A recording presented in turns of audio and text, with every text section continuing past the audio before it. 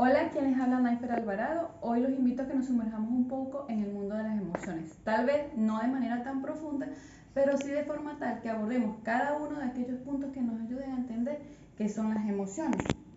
Debido a que cuando mencionamos esta palabra, muchas personas piensan en los extremos, en el amor y en el odio, pero las emociones van más allá.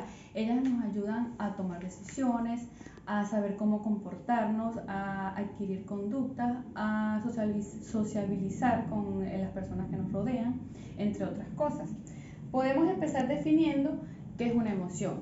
La emoción es una respuesta fisiológica que se produce a un estímulo interno o externo. Acá hay un diagrama bastante simpático que me ayuda a entender qué es una emoción. Como les dije, primero se recibe un estímulo, ¿verdad? Por ejemplo, yo voy por una calle caminando, paso frente a una casa, ladra un perro, ese es el estímulo. Se me produce un pensamiento, pero este pensamiento no es del tipo cognitivo, o sea, yo no voy a razonar que el perro está ladrando porque tiene hambre, porque pasó un gato o porque me tiene rabia. No, el pensamiento es de peligro. Entonces, ese pensamiento me genera una emoción, en este caso, miedo. Y la emoción da como resultado una acción, que puede ser correr, saltar, gritar, eso va a depender de cada persona. Las emociones se caracterizan porque son muy breves y pasajeras. O sea, yo no voy a durar horas y horas corriendo porque el perro ladró. O sea, eso en simple unos segundos, máximo unos minutos, media cuadra, ya yo corrí, empiezo a estabilizarme y pasa la emoción. Si dura más, se me convierte en otra cosa que más adelante les explicaré. Las emociones también son muy intensas, ellas activan todos nuestros sentidos, vista, oído, olfato, entre otros. Y también llevan al máximo nuestras reacciones fisiológicas como la sudoración, la taquicardia, la tensión muscular y otras cosas. Otra característica es que son muy subjetivas, eso depende de cada persona. Puede ser que a mí me dé miedo el perro, pero a otra persona le da ternura. Igual que la respuesta que genera la emoción. Hay personas que pueden correr, otros se pueden esconder por el miedo. Entonces, por eso es que se dice que son subjetivas. También son muy contagiosas. Si yo entro a un cuarto, a una habitación donde hay personas que están cantando, riendo, están felices, lo más seguro es que yo me contagie con esa emoción. En este tema hay tres términos que suelen confundirse, que es emoción, sentimiento y estado de ánimo, ¿verdad? Es importante que lo diferenciemos. El dato crucial para diferenciarlo es el tiempo y la intensidad. Recordemos que dije que las emociones son muy rápidas, son muy fugaces, pero son muy intensas. En cambio, los sentimientos perduran un poco más y son menos intensos.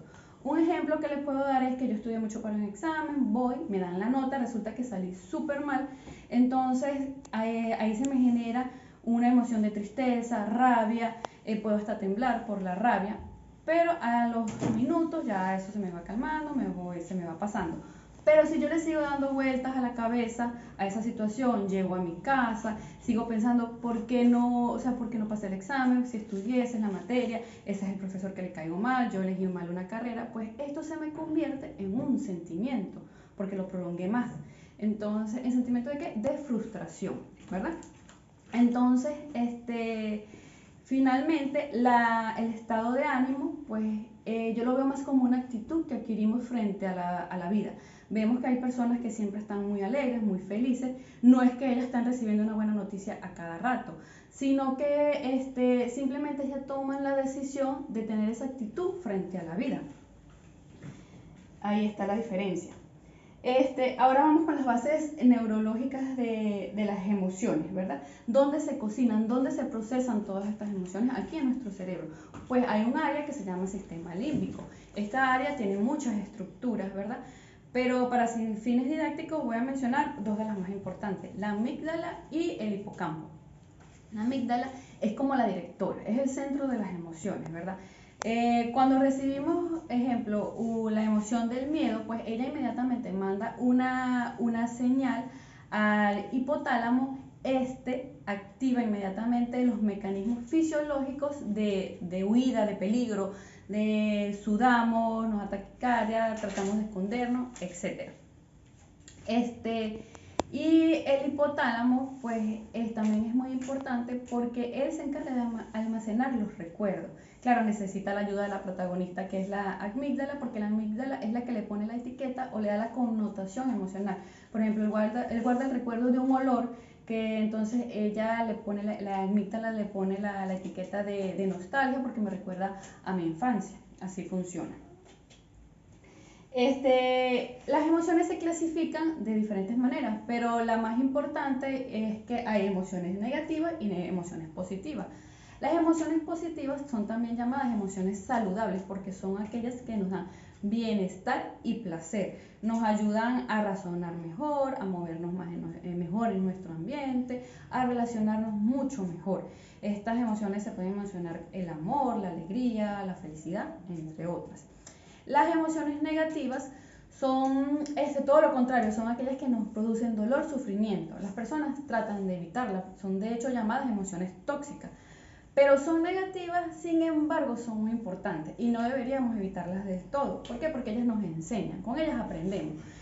Por ejemplo, yo tuve una noticia que me causó, o una circunstancia que me dio mucha ira, mucha rabia en el trabajo, y eso me hizo que gritara, insultara a todas las personas, pero resulta que me amonestaron. Entonces ya yo aprendí que la conducta que yo adquirí a raíz de esa emoción no es buena, entonces la próxima vez yo la voy a saber controlar. Entonces aprendí, por eso la importancia de las emociones negativas también. Seguimos. Bueno, las emociones tienen tres componentes básicos: el neurológico, el conductual y el cognitivo. El neurológico es aquel que nos permite dar las respuestas fisiológicas, ¿verdad? Son aquellas que nosotros no podemos controlar. Por ejemplo, nosotros no podemos controlar sonrojarnos cuando nos avergüenza algo. La conductual, pues como su nombre lo indica, es la conducta que adquirimos, pero esta sí la podemos controlar. Si yo recibo una muy buena noticia y estoy en la iglesia, entonces yo no puedo gritar, no me puedo reír, yo lo puedo controlar hasta el momento que yo pueda, que salgo de ese recinto. Entonces esas son las que yo puedo controlar.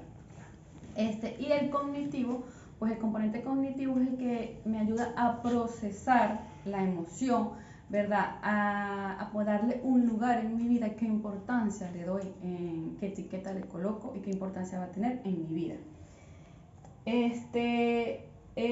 Finalmente, pues les voy a mencionar las herramientas que nos ayudan a manejar las emociones. Es importante que reconozcamos nuestras emociones, que las aceptemos, que las vivamos, pero no las dejemos dominar de ellas. Así desarrollamos una buena inteligencia emocional. Si nosotros desarrollamos la inteligencia emocional, tenemos asegurado un éxito en el ámbito laboral, social y familiar. Para esto, pues, debemos hablar y drenar nuestras emociones. Si no lo podemos hacer por nosotros mismos, pues se recomienda buscar terapia, ayuda profesional. También es importante el cuidado personal, que incluye una buena alimentación, ejercicio. Recordemos que cuerpo sano, mente sana. Y como conclusión le puedo decir eso, que aceptemos nuestras emociones, que las vivamos, ¿verdad? Que no dejemos que ellas nos manejen, sino que nosotros las manejemos a ellas. Espero que les haya gustado la explicación de este tema. Nos vemos en una próxima oportunidad. Muchas gracias.